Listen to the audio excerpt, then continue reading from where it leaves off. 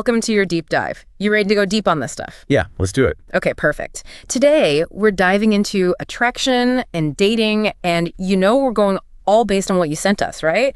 So get ready, because I think we're going to challenge some common beliefs about what attracts women. Yeah, definitely. And, I think what's interesting about these sources is they kind of push back against this idea of tactics, like all those pickup lines and strategies. Right. Like the magic bullet. Just say this one thing and... Yeah, exactly. But what these sources really highlight is the importance of building an attractive lifestyle. It's more about letting your confidence and your authenticity shine through. Okay, attractive lifestyle. I like the sound of that, but what does that even mean? What does that look like in real life? So think of it this way. It's about designing, crafting a life that truly reflects what you're passionate about. Like, what are your values? Yeah. Let's say you're really into fitness. Okay, yeah. You're hitting the gym, eating healthy, maybe you're training for something like a marathon. Yeah. That dedication, it shows discipline. It shows you're goal-oriented. And I think those qualities kind of spill over into other areas of your life too. So it's not just about looking good on the outside. It's more about those signals you're sending about your character, your priorities. Exactly. Yeah. You got it. And it goes beyond just, the looking good part. It's also about creating an environment where you're naturally gonna attract like-minded people. Oh, interesting. Okay. So for example, if you're a bookworm, right? Yeah. You love reading, spend time browsing bookstores. Join a book club. Right. You're going to be around women who share that same passion. Yeah. You're creating those natural points of connection. It's not forced. It's just... All right, exactly. It's organic. Totally. It's like setting the stage for something real to develop. Something that really jumped out at me in these sources was how our beliefs about dating can actually become self-fulfilling prophecies. Powerful stuff, right? If you believe that women are only into bad boys, you might unconsciously, act in ways that just confirm that belief. Yeah. And you might end up pushing away women who actually value kindness and respect. It's like that example they use about the belief, women only want rich guys.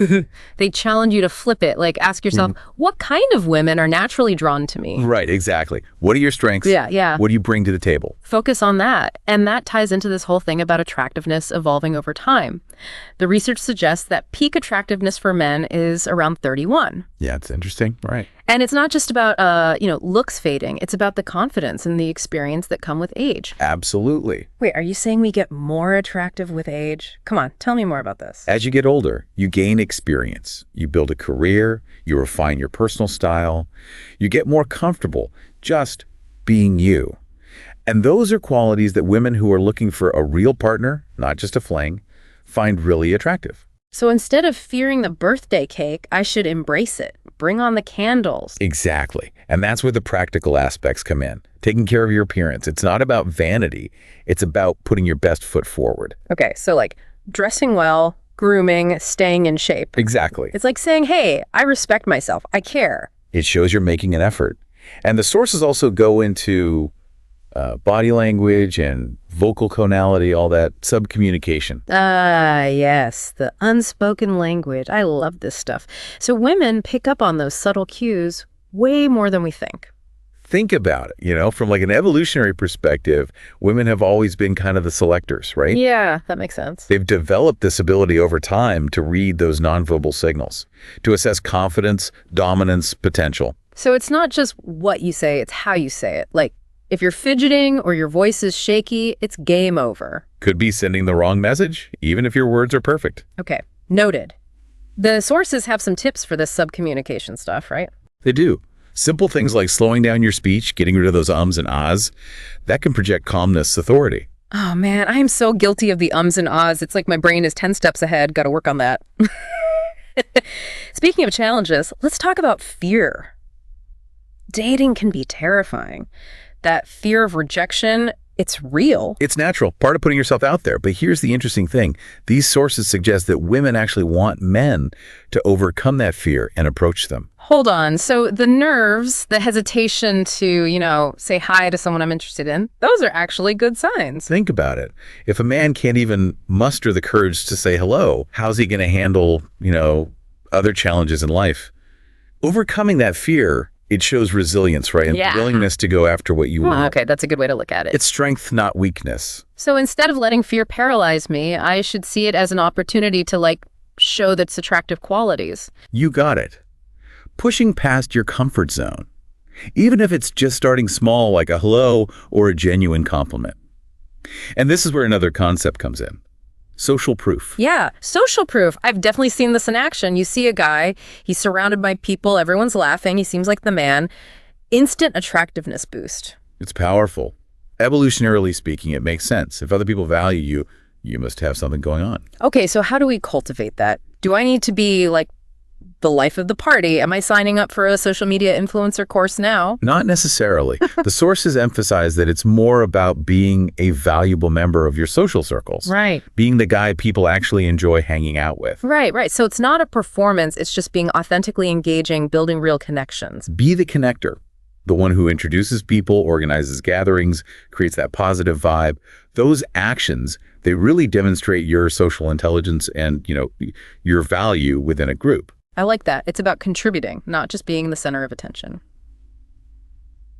Okay, so we've talked about lifestyle, facing fear, social proof. Now, to the fun part, flirting. The sources talk about a balance between playfulness and confidence. Flirting's an art. It's about creating that spark, that playful tension. But yeah, it's a fine line. You can cross over into cheesy or, aggressive territory pretty quickly. Oh, for sure. I've been there. Trying too hard is not a good look. What's the secret? The sources suggest using teasing, playful challenges to create that back and forth. Keep it lighthearted, but still, express your interest. There was that great example, I think it was in one of the articles, about complimenting a woman's bold dress choice, but then adding, that's a bold color choice. I like it, but I feel like you have a secret wild side you're hiding. Yeah, exactly. It's flirty, intriguing, you're acknowledging her, but there's also a little mystery there. It sparks curiosity, keeps her guessing. So it's about creating a dynamic, not just throwing compliments around. But even with all this, the lifestyle, the confidence, the flirting, it feels like the sources are pointing to something deeper. Absolutely. Attracting someone is one thing, but keeping her interested, that's a whole other challenge. And that's where we'll pick up in part 2 of this deep dive. Welcome back to your deep dive. Yeah. So we were talking about flirting, but it's important to remember that that's really just the first step. It's like they say, you can attract anyone, but you can't keep everyone. So how do you keep someone interested, once you've got that initial spark? Well, these sources really emphasize the idea that women are looking for depth.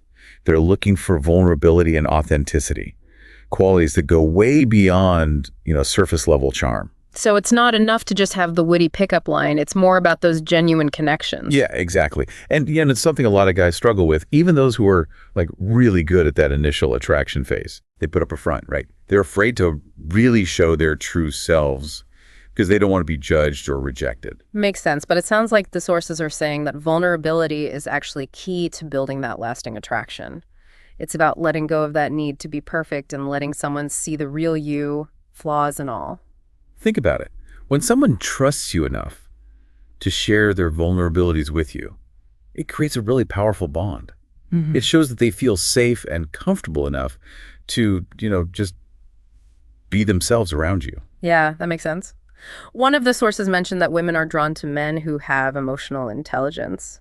Being able to understand and manage your own emotions, but also empathize with others. Absolutely. It's about being in tune with your own feelings and being able to communicate them effectively, but it's also about being sensitive to the emotions of the people around you. So it's not about being tough or stoic all the time. It's about embracing the full spectrum of, human emotions. Exactly.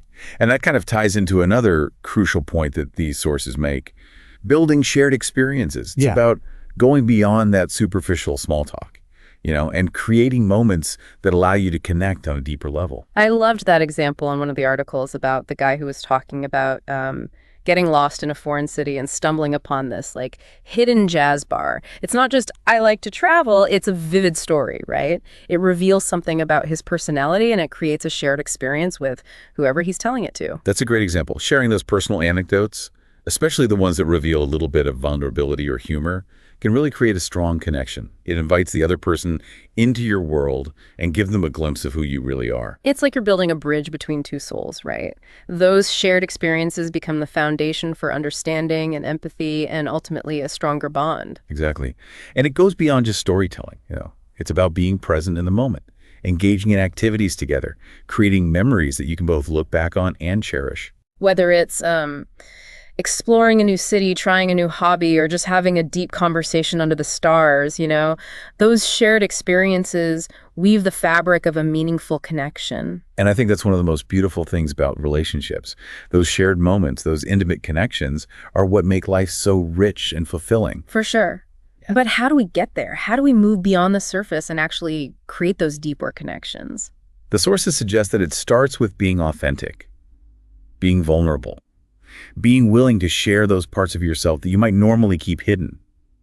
It's about showing up as your true self, not some carefully constructed persona. I think that's where a lot of guys get stuck, They're afraid to let their guard down, afraid to show their weaknesses or insecurities because they think they'll be judged or rejected. Yeah, it's a natural fear.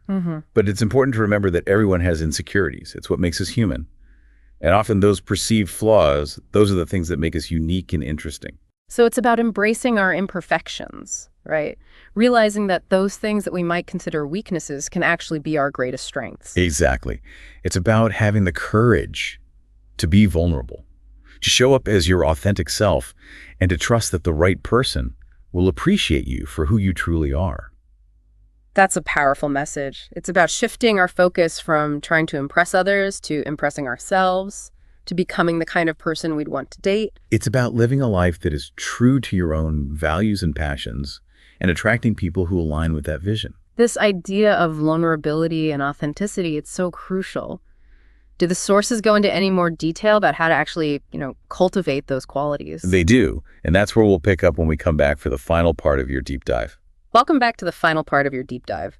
So we've covered a lot of ground, right? We talked about building that attractive lifestyle, mastering the art of flirting, and really going beyond those surface level connections. Right. And I think one of the most important themes has been vulnerability and authenticity and how those are so crucial when it comes to forming lasting bonds. Totally. And it seems like something that a lot of guys, struggle with. So how do we actually cultivate those qualities? How do we get more comfortable letting our guard down and being our true selves, especially when we're trying to connect with someone? Yeah, well, it's a journey, right? It doesn't happen overnight.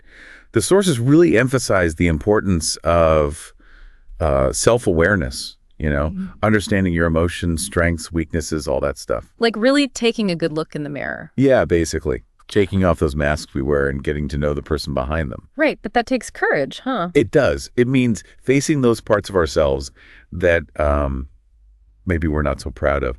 Those insecurities, past experiences, the stuff we usually keep hidden.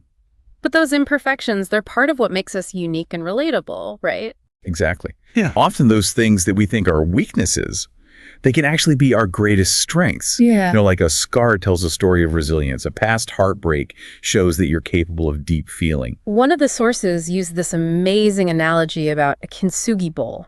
The Japanese art where they repair broken pottery with gold. So it's about seeing those cracks not as flaws, but as part of the object's history. It's beauty. Oh, I love that. It's like those broken places, they're where we find our strength, our empathy. Okay, so that's beautiful, but how do we actually put this into practice? How do we get more comfortable with vulnerability, not just in our heads, but in our interactions with women we're interested in? Well, the sources suggest starting small. It's not about, dumping all your deepest secrets on a first date. Right. It's about those little moments of authenticity, those glimpses into your true self that you let shine through. So sharing a story that's a little vulnerable, or maybe expressing an opinion that's not super popular. Exactly. Or just admitting that you're a little nervous. Yeah.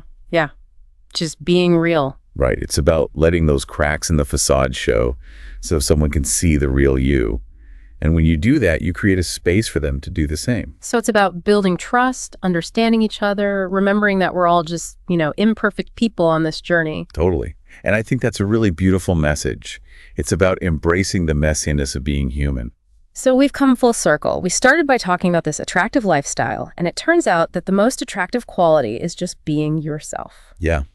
It's about living a life that's true to you, embracing your strengths and your weaknesses, having the courage to show up authentically, even if there's a chance of rejection. And when you do that, you open yourself up to those deep, meaningful connections that can really enrich your life in ways you never thought possible.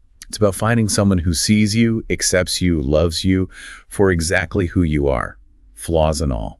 This has been such an amazing deep dive. We've learned so much about attraction, about connection, and it's clear that there's no, magic formula. It's about self-awareness, growth, and having the courage to be vulnerable. Yeah, true attraction comes from within. Thank you for joining us on this deep dive. We hope you've gained some valuable insights and that you're feeling inspired to embrace your authentic self on your own journey to finding love.